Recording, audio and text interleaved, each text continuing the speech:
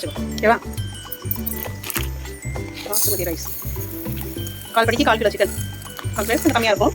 கழுவி டைப்பில் தண்ணி ஊற்றி 10 நிமிஷம் நம்ம ரெடியாக பண்ணுறதுக்குள்ள இது ஊறிடும். நெக்ஸ்ட்டு பிரியாணிக்கு நம்ம தான் போடும். அது ரைஸை ஆஃப் குக் பண்ணிட்டோம். இருக்கட்டும். அவ்வளோதான். பிரியாணி தாளிச்சிட்டா வேலையை முடிஞ்சிச்சு. பிரியாணி ஆல்ரெடி பாதி இருந்துச்சு. ஸோ நமக்கு தம் மட்டும் தான் போட போகிறோம். தாளிச்சுட்டு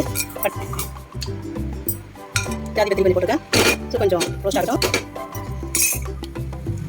இதில் வெங்காயம்,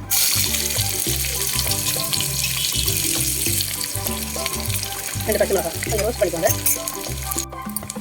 இதில் கொஞ்சமாக இஞ்சி பூண்டு பேஸ்ட் ஏற்கனவே நம்ம போட்டுருக்கோம். இதில் ரெண்டு கொஞ்சம் போட்டு நல்லாயிருக்கும். கொஞ்சம் தக்காளி,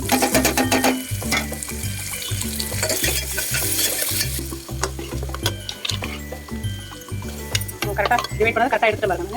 எனக்கு தெரியும் எந்த அளவுக்கு இருக்குன்னு. ரோஸ்ட் பண்ணிட்டு பிரியாணி மசாலா தூள் 1 ஸ்பூன், தக்காளி 1 ஸ்பூன், புதினா போட்டு வதக்கிக்கலாம்.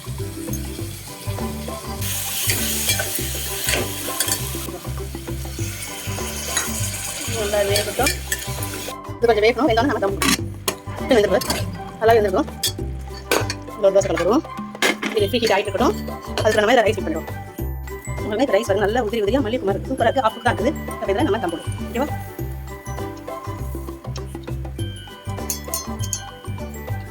நல்லா ரைஸையும் ஃபில் பண்ணிக்குவோம். நல்லா ஹீட் ஆகிட்டு ஸோ இதில் வச்சுட்டு இது மேலே கொஞ்சம் புதினா,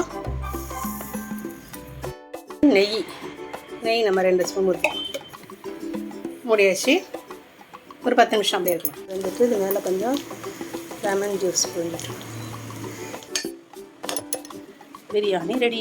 அந்த பிரியாணி எடுத்து லைட்டாக கலரிட்டு இது மேலே என்ன பிரியாணி? மல்லிகை பிரியாணி.